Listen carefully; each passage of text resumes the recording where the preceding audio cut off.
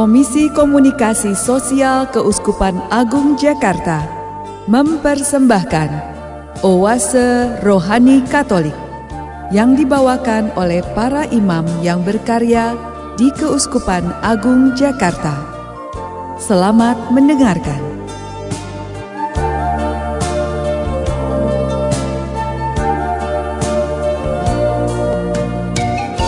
Gembala baik dan murah hati, apa kabar? Semoga Anda semua bersemangat pada hari ini. Dan hari ini siaran Oase Rohani Katolik kembali menjumpai Anda di hari Minggu biasa ke-23, Minggu 4 September 2016, hari Minggu Kitab Suci Nasional. Dan telah bersama kita Romo Yosef Susanto, dan saya Bernadette Marita akan menemani Romo Yosef dan Anda semua kurang lebih selama 1 jam ke depan. Baiklah, kita menyapa Romo Yosef yang sudah hadir untuk Anda pada hari ini. Apa kabar Romo Yosef? Kabar baik Mbak Marita dan juga semua pendengar, pencinta firman Tuhan dan juga pencinta Oase Rohani Katolik dimanapun Anda berada. Ya. Dan pada hari ini kita akan mulai mengawali jumpa kita dengan sebuah doa yang akan dipimpin oleh Romo Yosef. Mari saudara-saudaraku yang terkasih, kita hening sejenak, kita arahkan hati kita kepada Tuhan. Dalam nama Bapa dan Putra dan Roh Kudus. Amin. Allah Bapa sumber kehidupan, kami bersyukur karena kami Kau karuniai kehidupan yang sungguh luar biasa. Kau temani kami dengan firman-Mu yang tersedia untuk kami, yang tertulis di dalam kitab suci. Ya Bapa, semoga di bulan September ini Kau karuniai kami kehendak yang kuat, keinginan dan kerinduan untuk membaca firman-Mu yang melindungi kami, mengarahkan langkah hati kami untuk semakin dekat dan mencintai-Mu. Demi Yesus Kristus Tuhan kami, kini dan sepanjang segala masa. Amin.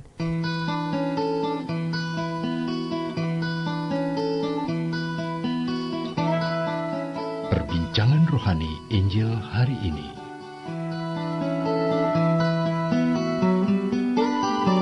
Pendengar terkasih, untuk hari ini kita akan membaca bersama-sama bacaan dari Kitab Kebijaksanaan bab 9 ayat 13 sampai 18. Manusia manakah dapat mengenal rencana Allah? Atau siapakah dapat memikirkan apa yang dikehendaki Tuhan? Pikiran segala makhluk yang fana adalah hina, dan pertimbangan kami ini tidak tetap. Sebab jiwa dibebani oleh badan yang fana dan kemah dari tanah yang memberatkan budi yang banyak berpikir. Sukar kami menerka yang ada di bumi, dan dengan susah payah kami menemukan apa yang ada di tangan. Tapi siapa gerangan telah menyelami apa yang ada di dalam surga? Siapa gerangan dapat mengenal kehendak-Mu kalau Bapa sendiri tidak menganugerahkan kebijaksanaan, dan jika Roh Kudus-Mu dari atas tidak Kau utus, demikianlah diluruskan lorong orang yang ada di bumi, dan kepada manusia diajarkan apa yang berkenan kepadamu, maka oleh kebijaksanaan mereka diselamatkan. Demikianlah sabda Tuhan. Syukur pada Allah. Pendengar, marilah kita tanggapi sabda Tuhan dengan Mazmur tanggapan. Tuhan penjaga dan benteng perkasa, dalam lindungannya aman sentosa. Tuhan penjaga dan benteng perkasa, dalam lindungannya aman sentosa. Engkau mengembalikan manusia kepada debu, hanya dengan berkata, kembalilah hai anak-anak manusia. Sebab di matamu 1000 tahun sama seperti hari kemarin, atau seperti satu giliran jaga di waktu malam. Tuhan penjaga dan benteng perkasa, dalam lindungannya aman sentosa. Engkau menghanyutkan manusia seperti orang mimpi, seperti rumput yang bertumbuh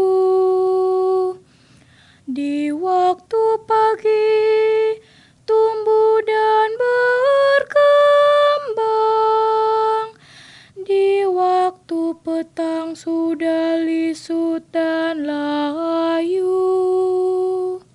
Tuhan penjaga dan benteng perkasa, dalam lindungannya aman sentosa. Bacaan dari surat Rasul Paulus kepada Filemon. Saudaraku yang terkasih, aku Paulus yang sudah menjadi tua dan kini dipenjarakan oleh Kristus Yesus, mengajukan permintaan kepadamu mengenai anak yang kudapat selagi aku dalam penjara, yakni Onesimus. Dia buah hatiku ini, kusuruh kembali kepadamu. Sebenarnya aku mau menahan dia di sini sebagai gantimu untuk melayani aku selama aku dipenjarakan demi Injil. Tetapi tanpa persetujuanmu, aku tidak mau berbuat sesuatu yang baik, supaya yang baik itu kau lakukan bukan karena terpaksa, melainkan dengan sukarela. Sebab mungkin karena itulah dia dipisahkan sejenak daripadamu, supaya engkau dapat menerimanya untuk selama-lamanya. Bukan lagi sebagai hamba, melainkan lebih dari itu, yaitu sebagai saudara terkasih. Bagiku, ia sudah saudara, apalagi bagimu, baik secara manusiawi maupun di dalam Tuhan. Kalau engkau menganggap aku temanmu seiman, terimalah dia seperti aku sendiri. Demikianlah sabda Tuhan. Syukur kepada Allah. Pendengar, marilah kita tanggapi sabda Tuhan dengan bait pengantar Injil. Haleluya, haleluya.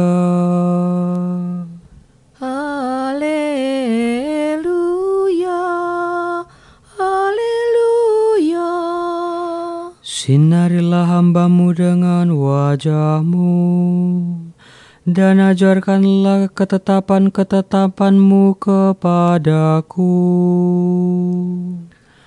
Haleluya, haleluya. Tuhan bersamamu Dan bersama rohmu. Inilah Injil Yesus Kristus menurut Santo Lukas. Dimuliakanlah Tuhan. Lukas bab 14 ayat 25 sampai 33. Pada suatu ketika, orang berduyun-duyun mengikuti Yesus dalam perjalanannya. Sambil berpaling, Yesus berkata kepada mereka, "Jika seorang datang kepadaku dan ia tidak membenci bapaknya, ibunya, istrinya, anak-anaknya, saudaranya laki-laki atau perempuan, bahkan nyawanya sendiri, ia tidak dapat menjadi muridku. Barang siapa tidak memanggul salibnya dan mengikuti aku, ia tidak dapat menjadi muridku. Sebab siapakah di antara kamu yang kalau mau membangun sebuah menara, tidak duduk dahulu membuat anggaran belanja? Apakah uangnya cukup untuk menyelesaikan pekerjaan itu. Jangan-jangan sesudah meletakkan dasar, ia tidak dapat menyelesaikannya. Lalu semua orang yang melihat itu akan mengejek dengan berkata, "Orang itu mulai membangun tetapi tidak dapat menyelesaikannya." Atau raja manakah yang hendak berperang melawan raja lain tidak duduk mempertimbangkan dahulu apakah dengan 10.000 orang ia dapat melawan musuh yang datang menyerang dengan 20.000 orang. Jikalau tidak dapat, ia akan mengirim utusan selama musuh masih jauh untuk menanyakan syarat-syarat perdamaian. Demikianlah setiap orang di antara kamu yang tidak melepaskan diri dari segala miliknya tidak dapat menjadi milikku. Demikianlah Injil Tuhan. Terpujilah Kristus. Pendengar terkasih, Gembala baik dan murah hati, setelah kita bersama-sama menyimak firman-firman Tuhan pada hari ini, kita akan bersama-sama menyimak permenungan yang akan disampaikan oleh Romo Yosef untuk kita semua di hari Minggu biasa ke-23, hari Minggu Kitab Suci Nasional, Minggu 4 September 2016. Romo Yosef, kiranya inspirasi apakah yang ingin disampaikan kepada pendengar setia? Baik para pendengar setia Gembala baik dan murah hati, apa kabar semuanya? Saya berharap Anda semua tetap semangat dengan firman Tuhan. Saya Romo Yosef datang jauh-jauh dari Filipina. Saya mau berbagi apa yang saya gulati, apa yang saya pelajari, supaya para pendengar juga semakin jatuh cinta dengan yang namanya firman Tuhan. Begitu Mbak Mareta. Nah, permenungan kita hari ini saya mau bagi menjadi 3 bagian. Yang pertama, saya mengingatkan kepada semua pendengar Gembala baik dan murah hati bahwa bulan Kitab Suci adalah bahwa bulan September adalah bulan Kitab Suci Nasional.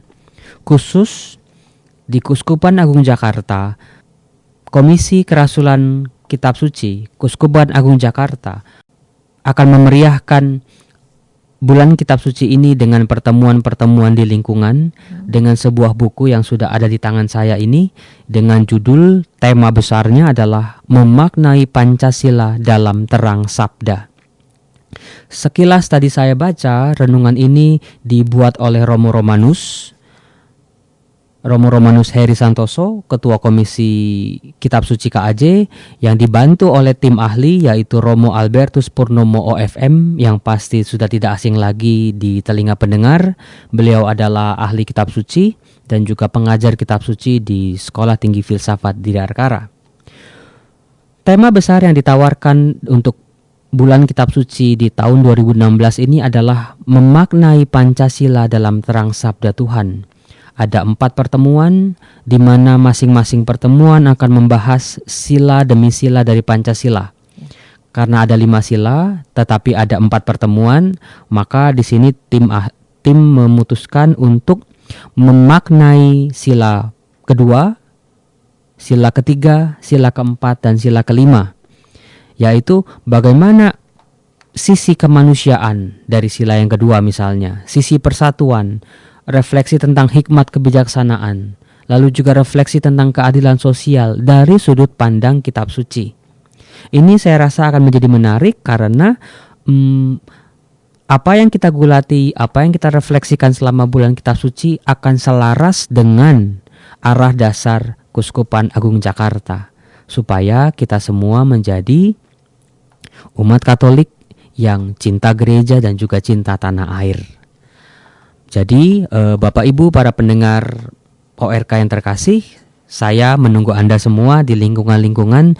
Jangan lupa, jangan cari-cari alasan untuk tidak ikut menghadiri pertemuan Kitab Suci. Pasti menarik, saya jamin. Silakan kita bersama-sama seluruh umat KAJ ataupun dimanapun Anda berada. Yuk kita giatkan, kita semarakkan, kita buat sesuatu yang membuat diri kita mencintai Kitab Suci secara pribadi maupun secara bersama-sama. Itu yang bagian pertama yang bisa saya katakan, Mbak Marita dan juga para pendengar, tentang bulan kitab suci di bulan September 2016. Kemudian hal yang kedua yang saya mau gali adalah di sesi yang pertama ini bagaimana bacaan-bacaan hari Minggu ini bisa kita olah. Hal yang menarik yang saya langsung jatuh cinta dengan firman Tuhan hari ini adalah misalnya dari bacaan pertama, diambil dari kitab Kebijaksanaan. Di sini kita akan melihat bagaimana seharusnya diri kita bersikap ketika kita membaca firman Tuhan. Di dalam bab 9 ayat 13 kitab Kebijaksanaan dikatakan begini. Manusia manakah dapat mengenal rencana Allah? Atau siapakah dapat memikirkan apa yang dikehendaki Tuhan? Lalu dikatakan di ayat-ayat selanjutnya, di ayat 17 misalnya. Siapa gerangan dapat mengenal kehendakmu kalau engkau sendiri tidak menganugerahkan kebijaksanaan, dan jika Roh Kudusmu dari atas tidak kau utus, ya Tuhan. Di sini ini apa yang saya bacakan dari kitab Kebijaksanaan tadi di bacaan pertama menjadi sikap yang paling utama ketika kita membaca kitab suci. Yang pertama-tama, ketika kita membaca firman Tuhan, kita berhadapan dengan sebuah misteri yang sungguh sangat luas, seluas jagat raya, bahkan lebih. Sementara diri kita ini hanya sebutir pasir di padang gurun. Kita hanyalah setetes air yang tidak ada apa-apanya. Maka hal pertama yang perlu kita miliki sebelum kita membaca kitab suci adalah kita berhadapan dengan sebuah misteri. Artinya, tidak otomatis ketika kita baca satu teks kitab suci misalnya langsung kita mengerti 100%. Kiranya tidak demikian, saudara-saudaraku yang terkasih. Membaca kitab suci berbeda sekali dengan membaca novel, berbeda sekali dengan membaca koran misalnya.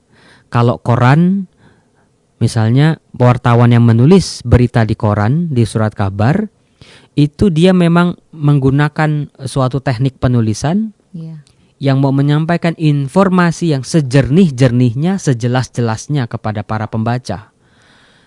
Supaya para pembaca menangkap betul informasi yang mau disampaikan, informasi yang sedang dilaporkan.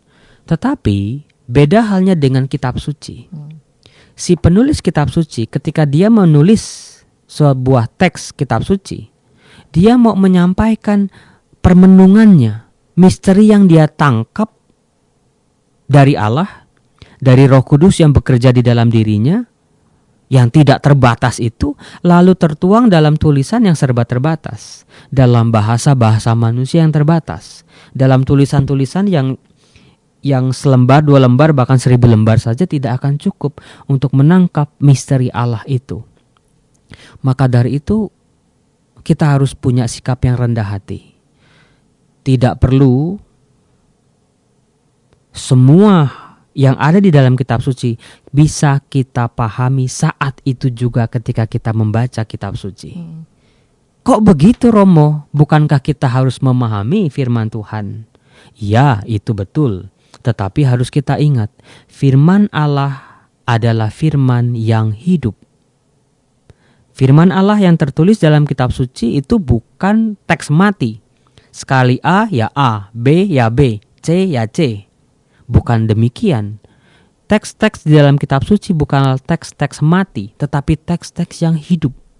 Hidup artinya yang bergerak, selaras dengan dinamika kehidupan kita sebagai manusia. Romo kok muter-muter, saya nggak ngerti. Nah begini, cara mudahnya begini. Sebuah teks yang kita baca hari ini, kita tangkap sebagian maknanya. Dengan kemampuan yang kita miliki, dengan pengertian yang kita miliki. Tetapi mungkin tahun depan ketika kita membaca teks yang sama, karena hidup kita ini berubah, berkembang. Kadang kita jatuh, kadang kita bangun, kadang kita nangis, besok kita tertawa. Hari ini kita bersedih hati, besok kita bersukaria misalnya. Hidup kita kan berdinamika, bergerak terus, jatuh bangun, berkali-kali dan berkali-kali. Nah, teks yang sama yang kita baca hari ini dan yang akan kita baca, teks yang sama yang akan kita baca tahun depan mungkin, itu akan bisa lain artinya.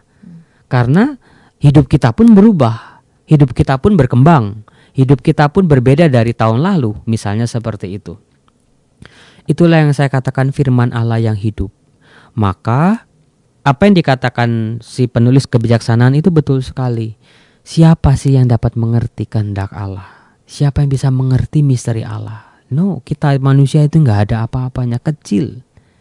Maka ketika Anda, Romo saya nggak ngerti baca kitab suci, ya udahlah saya mau selesai aja, nggak usah baca lagi. Ya itu juga salah juga.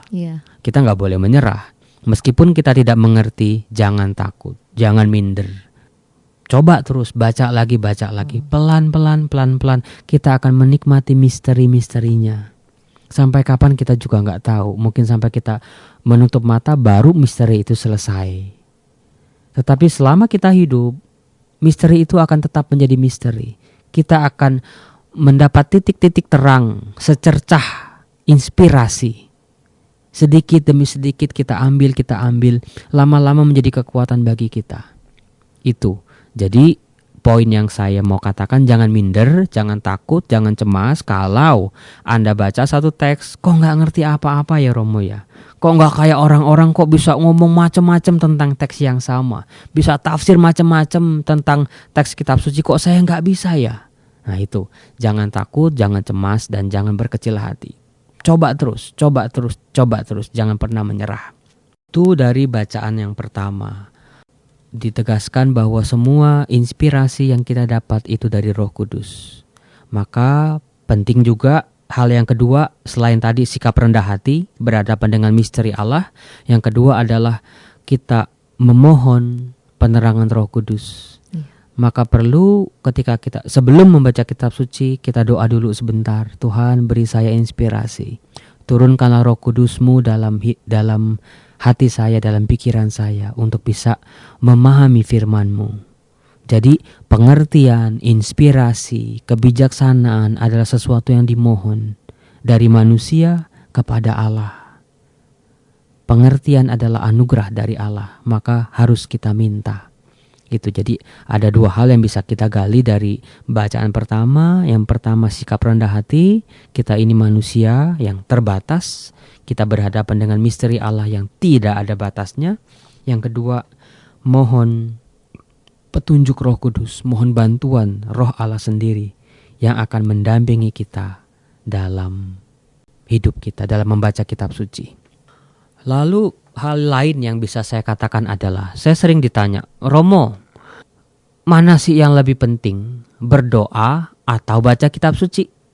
Kayaknya saya merasa cukup Romo kalau hanya berdoa aja. Baca kitab suci ya jarang-jarang Romo, itu kalau ingat, kalau saya nemu kitab sucinya. Kalau ya ada yang maksa saya atau karena terpaksa. Atau teman yang lain lagi berkata, Romo, udah saatnya kita baca kitab suci, penting ini firman Allah ini. Kalau doa ya udahlah itu mah orang lain aja deh. Nah di sini Romo Yosef mau mengatakan bahwa berdoa dan membaca kitab suci itu seumpama bensin dan GPS dan peta. Begini maksud saya begini. Ada dua orang, katakanlah namanya satu Oneng, yang satu Dodol. Si Oneng ini punya mobil bagus, baru. Si Dodol juga punya mobil yang bagus dan baru juga. Mereka akan diberi tugas untuk pergi ke suatu tempat yang cukup jauh, katakanlah di ujung puncak sana. Si Oneng, dia mobilnya baru, punya bensin full, tetapi dia nggak tahu jalan. Dan dia juga malu untuk bertanya. Jadi ingat para pendengar, si Oneng ini mobilnya baru, punya bensin full tank, tapi dia nggak ngerti jalan. Gimana cara jalan ke puncak di villa di puncak sana? Yang satu lagi si Dodol, dia ini mobilnya baru juga. Dia tahu kemana-mana jalan itu dia tahu. Selap selip, potong jalan dia tahu. Tetapi di mobilnya bensinnya hanya 2 strip. Oh, Nah, kira-kira para pendengar yang terkasih, kira-kira si Oneng dan si Dodol ini nyampe nggak dari Jakarta menuju villa di ujung puncak sana dengan kondisi situasi yang seperti itu? Mungkin bisa, mungkin bisa. Tapi capek. Si Oneng itu misalnya dia punya bensin kok, tapi nggak tahu jalan, nggak tahu arah. Dia mungkin akan nyasar ke sana sini, bulak lagi, puter lagi, balik lagi. Kalau orang-orang 2 jam nyampe, mungkin dia 8 jam, 10 jam baru nyampe. Capek. Tetapi si Dodol, dia juga mungkin nyampe juga. Dia tahu jalan singkat, dia tahu kemana-mana, belok sana belok sini dia tahu, tapi bensinnya cuma 2 strip. Mungkin dia akan nyampe, ya dia dorong mobilnya itu. Dua-duanya mungkin nyampe, tetapi capek, melelahkan. Demikian pun dengan doa dan membaca kitab suci. Doa adalah sebuah bensin bagi hidup manusia, bagi hidup orang beriman. Dan kitab suci adalah jalan ke arah mana mobil itu harus bergerak untuk mencapai sebuah tujuan. Tanpa bensin, meskipun tahu arah, akan capek. Punya bensin, tetapi nggak tahu arah, juga capek. Maka doa dan membaca kitab suci menjadi sebuah kombinasi yang luar biasa buat hidup manusia. Kalau kita cuma mengandalkan doa, mungkin kita bisa, tetapi capek. Kita akan, kok tahu-tahu kita jalan kok udah semakin menjauh. Kok kita beloknya udah jauh sekali. Misalnya seperti itu. Tetapi dengan kitab suci kita diberi sebuah rambu. Kita diberi sebuah arah. Kesinilah kaki kita harus melangkah. Ke tempat inilah kita harus menuju. Oh, jalan kita lagi menurun. Oh, jalan kita lagi berat menanjak. Oh, kita harus belok kiri. Oh, kita belok kanan. Oh, ternyata kita tujuan arah kita udah di belakang kita. Kita udah malah menjauh misalnya kayak gitu. Oh, harus balik berarti. Nah, maka penting para pendengar yang terkasih antara doa dan membaca kitab suci. Tidak bisa lagi yang satu dihilangkan karena mementingkan yang lain. Maka di bulan kitab suci ini penting kiranya, oh iya, doa itu yang utama sebagai bensin hidup kita yang menggerakkan kita. Baca kitab suci adalah sesuatu yang mengarahkan kita kemana kaki kita melangkah. ya, terima kasih Pastor Yosef. Wah, para pendengar terkasih, bahagia sekali kita bisa berjumpa dengan Pastor Yosef pada hari ini. Bagaimana kita bersikap rendah hati dan perlu bantuan Roh Kudus dalam memaknai kitab suci. Dan bagaimana kita doa ataupun membaca kitab suci.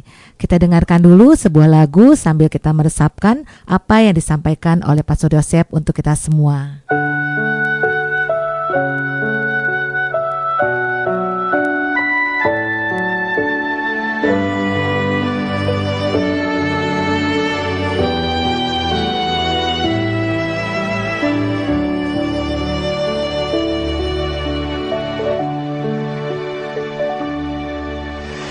Saat ku tak melihat jalanmu, saat ku tak mengerti rencanamu, namun tetap ku pegang janjimu.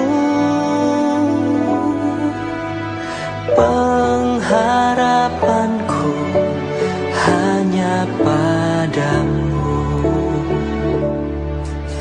Saat ku tak melihat jalanmu, saat ku tak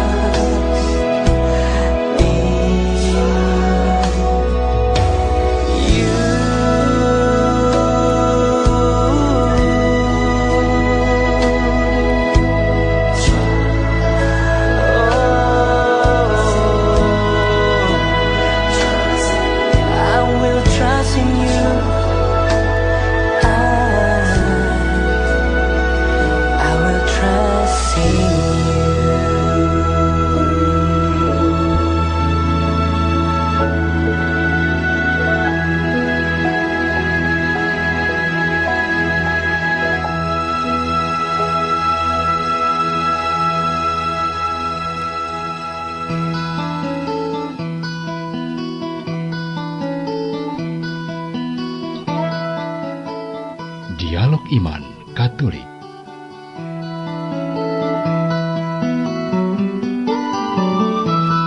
Para gembala baik yang murah hati, kita masih bersama Oase Rohani Katolik hari Minggu 4 September 2016, hari Minggu biasa ke-23, hari Minggu Kitab Suci Nasional. Dan masih bersama kita Romo Yosef Susanto bersama saya Bernadette Marita. Kami akan mengawal Anda sampai di penghujung acara nanti. Dan saya ingatkan bagi Anda yang ingin bertanya, Anda dapat mengirim sebuah pesan singkat ke nomor 0822 1036 1555. Atau bila Anda ingin sharing iman, Anda dapat kirim ke alamat email kami orkkaj@yahoo.com. Baiklah, kita masih bersama Romo Yosef Susanto untuk membahas kembali tentang bulan Kitab Suci. Romo, untuk lanjutannya bagaimana? Ya, di bagian kedua ini saya mau membahas hal-hal yang sering ditanyakan oleh umat. Romo, kok saya baca kitab suci kadang teks itu menjadi sangat mudah untuk dipahami.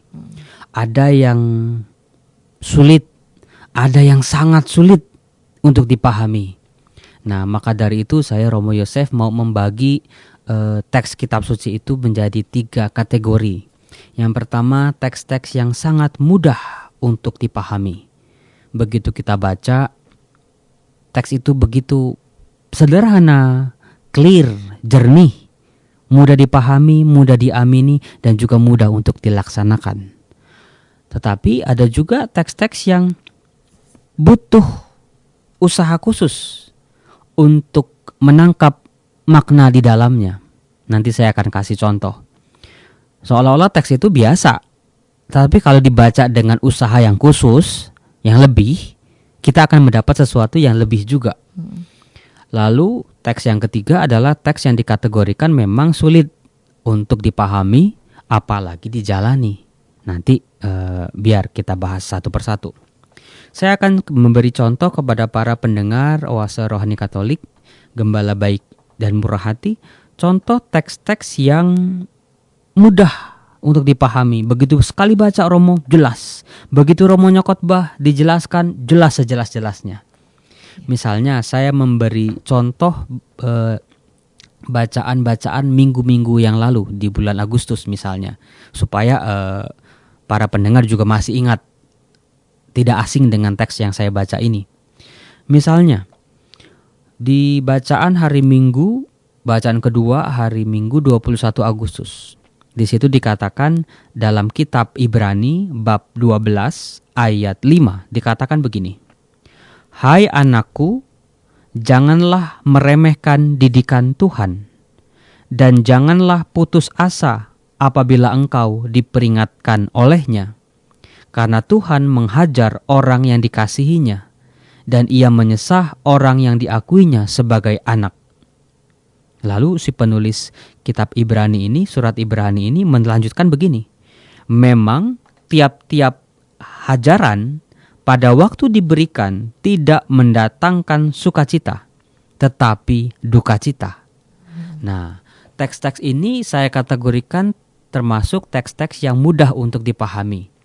Kita tinggal membayangkan, oh iya ya, si penulis surat Ibrani ini menganalogikan, membandingkan bagaimana manusia dididik, didampingi, dibentuk oleh Allah seperti seorang bapa mendidik anaknya sejak dia kecil.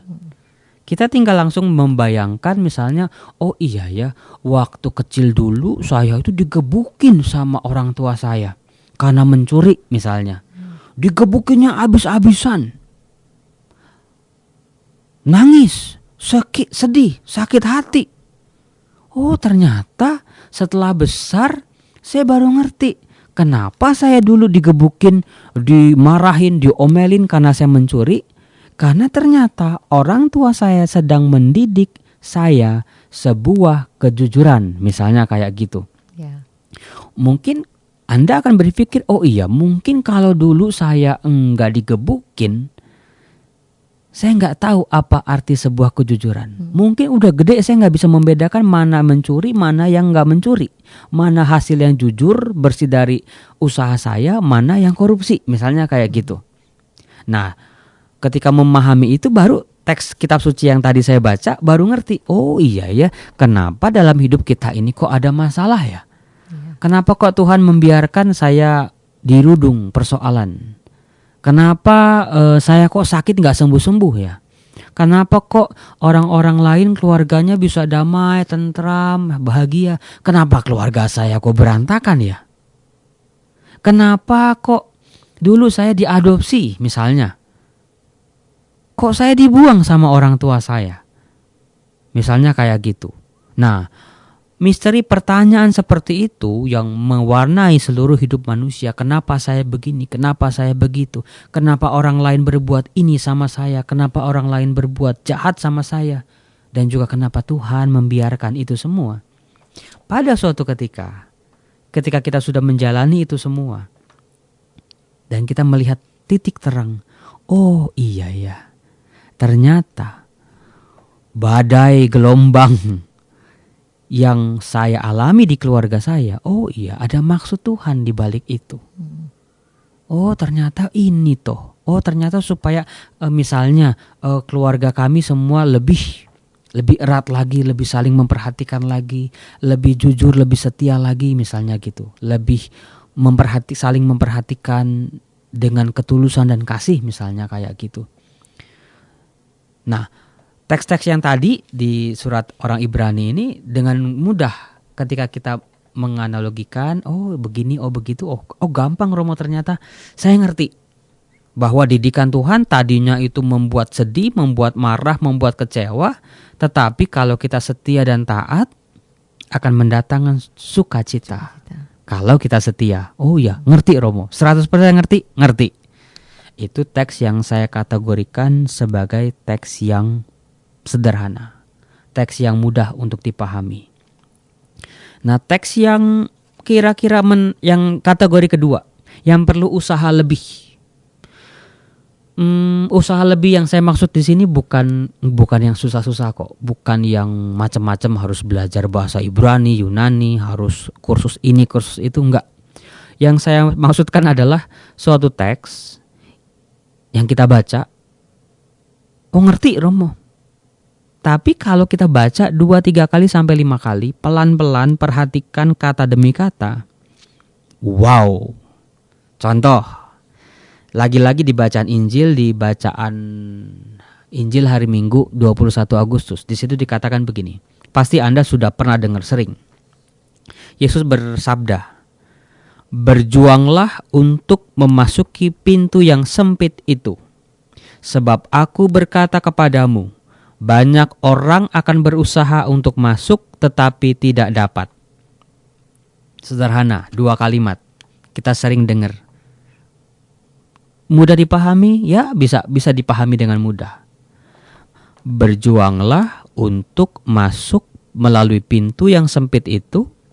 Sebab aku berkata kepadamu, banyak orang akan berusaha untuk masuk tetapi tidak akan dapat. Oh iya ya Romo ya, kita harus masuk ke pintu yang sempit dan begini begitu. Kita sering dengar. Tetapi usaha lebih yang saya maksudkan adalah coba Anda diam, duduk, hening, tenang, baca kalimat itu 5 kali aja. Baca lagi. Kok ada yang aneh ya Romo ya? Semakin dibaca kok semakin ada yang aneh ya? Kok ada yang beda ya? Nah, itu yang saya maksud. Maksudnya gini. Kata-kata Yesus ini mengandung sebuah misteri ternyata. Tadi dikatakan Yesus bersabda kepada para pengikutnya, kepada para muridnya, berjuanglah untuk masuk. Ada banyak orang akan berusaha untuk masuk tetapi tidak dapat. Yesus menyuruh para muridnya untuk berjuang. Beda dengan orang banyak yang berusaha. Maksud Romo Yosef adalah tolong dibedain antara berjuang dan berusaha. Dalam beriman, dalam pergulatan kita, dalam jatuh bangun di kehidupan kita, entah sebagai pastor, entah sebagai orang tua, sebagai suami, sebagai istri, sebagai anak, sebagai pekerja mungkin di kantor, di perusahaan. Oh iya, ternyata sebagai anak-anak Allah, tidak cukup hanya untuk berusaha, tetapi kita diminta oleh Yesus untuk berjuang. Beda ternyata berusaha dan berjuang. Berusaha adalah sebuah tindakan kita melakukan sesuatu untuk mencapai tujuan. Itu usaha. Misalnya, saya mau ke keuskupan, ke Jalan Katedral nomor 7. Saya berangkat dari Cempaka Putih. Saya usaha deh naik motor. Ternyata di perjalanan ban saya kempes. Ya, kempes bannya. Yang penting saya udah usaha ini. Saya telepon Ibu Mareta deh. Bu, saya sudah dalam perjalanan nih, tetapi ban saya kempes. Saya nggak bisa menuju ke keuskupan untuk rekaman. Saya pulang lagi deh. Kita cari lain waktu deh untuk rekaman. Itu saya berusaha. Untuk saya cari tukang tambal ban deh. Itu usaha saya, mencari tukang tambal ban. Itu berusaha. Kalau saya nggak dapat tukang tambal ban, ya udah saya nyerah. Udah deh, lain kali deh kita cari waktu lain. Beda sama berjuang. Berjuang artinya kita berusaha, nggak cukup 2-3 kali usaha. Yang namanya berjuang itu sampai titik darah penghabisan, sampai akhir kita mencapai sebuah tujuan. Kalau kita belum berhasil, kita nggak akan berhenti, kita nggak akan nyerah. Itu artinya berjuang.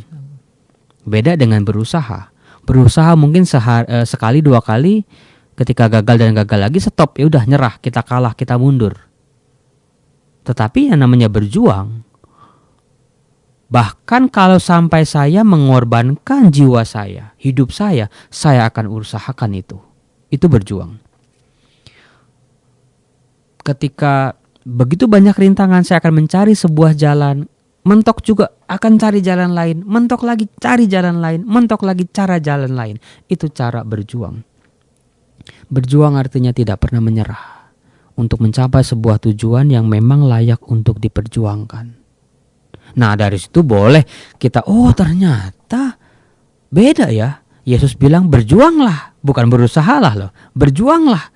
Artinya pengorbanan saya sebagai pastor, pengorbanan saya sebagai suami katakanlah, sebagai istri, sebagai anak, saya harus tetap berjuang dan tidak pernah boleh menyerah. Itulah hidup sebagai murid-murid Tuhan. Kita diajak untuk tidak pernah menyerah dalam mencintai Tuhan, dalam berkorban sehabis-habisnya untuk orang-orang yang kita sayangi, untuk keluarga kita misalnya. Romo, saya sudah dikhianati oleh pasangan saya berkali-kali.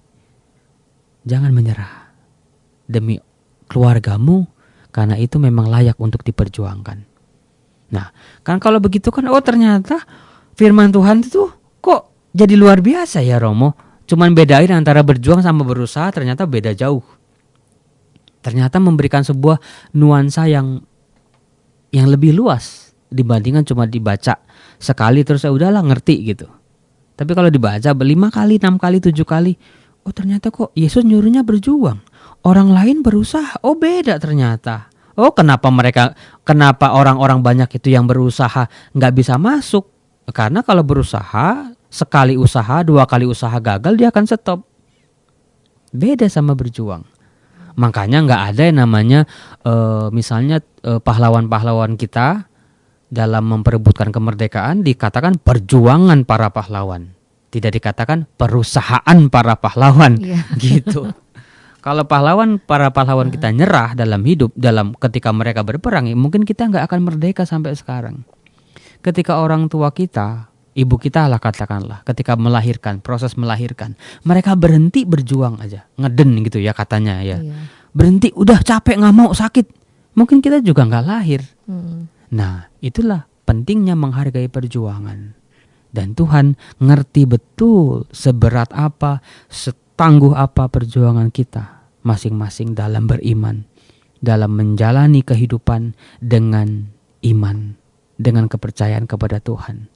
Nah, kan kalau baca firman Tuhan kayak gitu, wow, kok jadi enak ya Romo ya.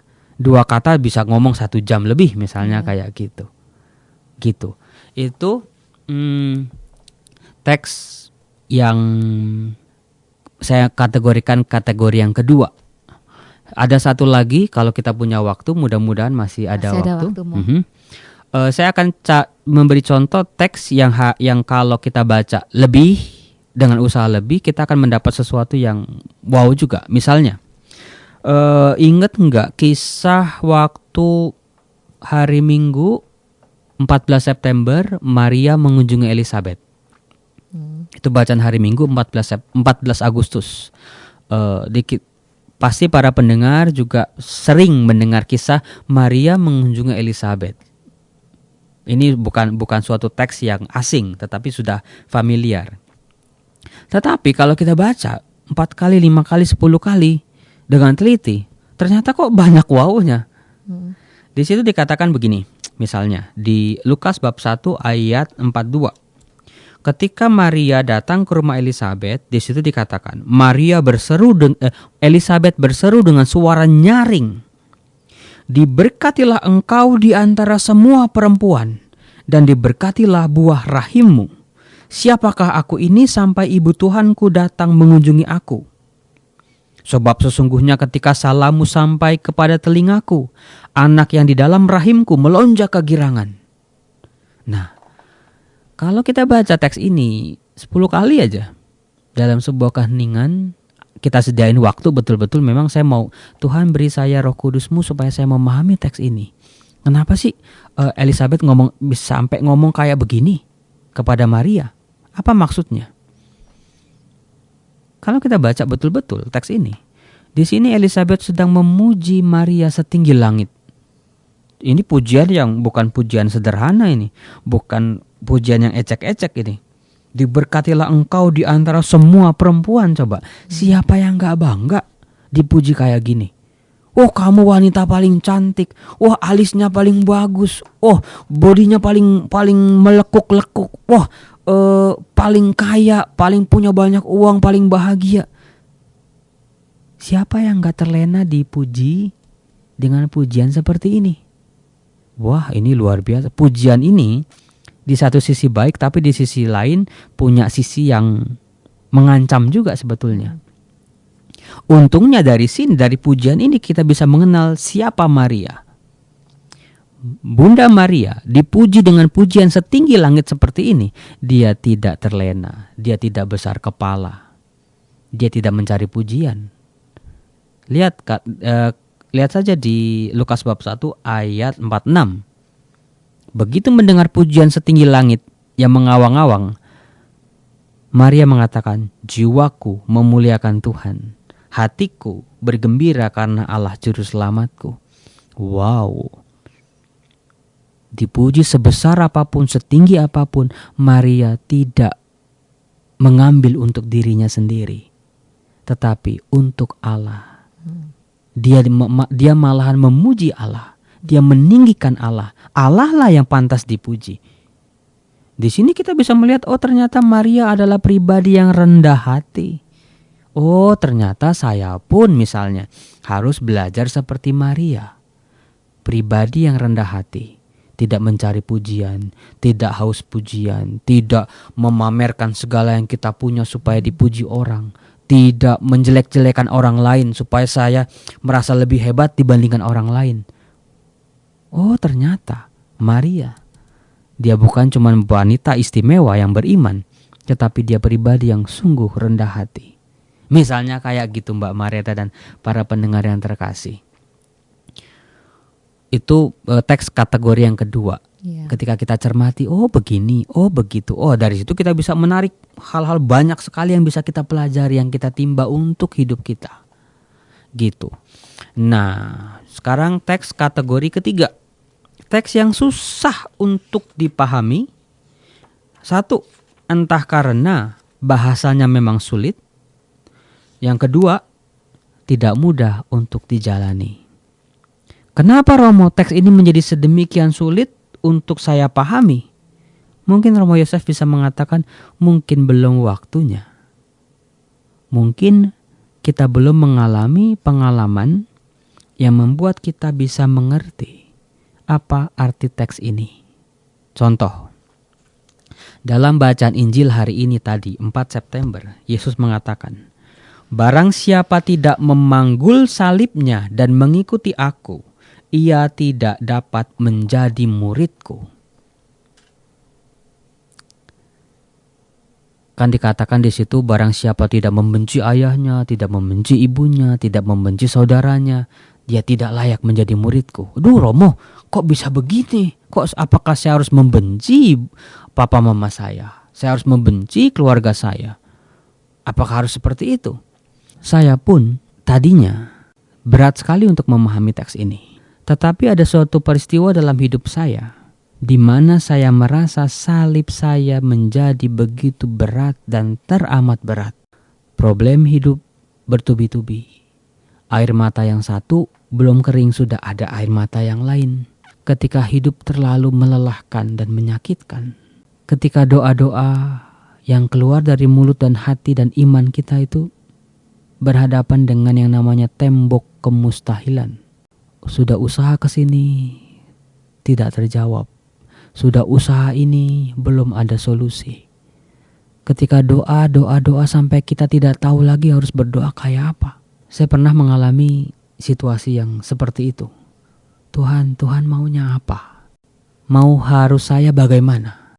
Tetapi di sisi lain, saya tetap mau setia sama Tuhan. Saya mau tetap pegang percaya pada janji-janji Tuhan. Meskipun hidup menjadi semakin sulit untuk dijalani. Di situ, pada titik itu, ketika saya tidak bisa berdoa, yang ada hanya kesedihan dan air mata, Injil hari ini, kata-kata Yesus hari ini, menjadi sungguh berbunyi buat saya. Barang siapa tidak memanggul salibnya, ia tidak layak menjadi muridku. Para pendengar ORK yang terkasih, ketika kita merasa salib begitu berat, disitulah tantangan menjadi seorang murid Tuhan. Ketika godaan besar ada di depan mata kita untuk meninggalkan Tuhan, untuk meremehkan Tuhan, untuk tidak percaya pada Tuhan, disitulah baru kelihatan siapa murid, siapa bukan murid. Ketika salib terasa begitu berat, tapi kita tetap mau percaya sama Tuhan, tetap berpegang pada janji Tuhan, itulah kita bisa mengatakan akulah murid Tuhan. Beda ketika pengalaman saya semakin bertambah, dipupuk oleh kehidupan yang jatuh bangun, semakin banyak pengalaman yang saya miliki, semakin banyak cara, semakin banyak hal yang membuat teks kitab suci ini berbunyi buat saya. Demikian juga dengan Anda para pendengar ORK yang terkasih. Pasti pergulatan bukan cuma saya sendiri, tetapi juga Anda bergulat. Bahkan lebih panjang, lebih menyedihkan, lebih parah, lebih mengenaskan, lebih jauh dari saya. Justru disitulah kadang-kadang firman Tuhan malah jadi berbunyi. Firman Tuhan yang sesulit apapun akan menjadi terang, malah justru ketika hidup kita terasa berat. Oh, di sini maksud Tuhan. Seperti itu misalnya. Jadi ketika Anda mengalami teks yang sulit untuk dijalani, mungkin belum saatnya. Suatu ketika kita digojlok dalam kehidupan, kita semakin diperkaya oleh pengalaman, oh baru kita mengerti. Itu maksudnya. Iya, terima kasih Pastor Yosef. Sungguh luar biasa sekali. Para pendengar terkasih, bagaimana kita memaknai kitab suci dan memahami kitab suci. Ada kitab suci yang mudah, ada yang sedang, dan juga ada yang sulit untuk dipahami. Baiklah, maka Romo Yosef Susanto undur diri dari ruang dengar Anda. Saya juga Bernard Marita undur diri dari ruang dengar Anda. Kami mengucapkan salam damai, tetap semangat dan tersenyum. Kita akan tutup jumpa kita dengan Romo Yosef Susanto dengan sebuah doa. Terima kasih Tuhan untuk firman-Mu. Biarlah firman-Mu inilah yang mengarahkan langkah hati kami, yang memberikan kami petunjuk rambu-rambu dalam kehidupan ketika terlebih hidup terasa berat untuk dijalani. Ketika bahagia, ajarkanlah kami untuk bersyukur dan berterima kasih. Ketika kami jatuh di bawah, ajarkanlah kami untuk bangun lagi. Biarlah firman-Mu ya Tuhan menguatkan langkah kaki kami. Tuhan, berkatalah hidup kami dalam kasih-Mu, dalam nama-Mu Yesus Kristus yang kami percaya. sebab Dialah Tuhan kami, kini dan sepanjang segala masa. Amin. Tuhan bersamamu Dan bersama rohmu. Semoga seluruh hidup kita, perjuangan kita, jatuh bangun kita, pengorbanan kita, keluarga kita, orang-orang yang kita kasihi, diberkati oleh Allah Bapa yang Maha Kuasa, dalam nama Bapa dan Putra dan Roh Kudus. Amin. Shalom, Tuhan memberkati. Amin.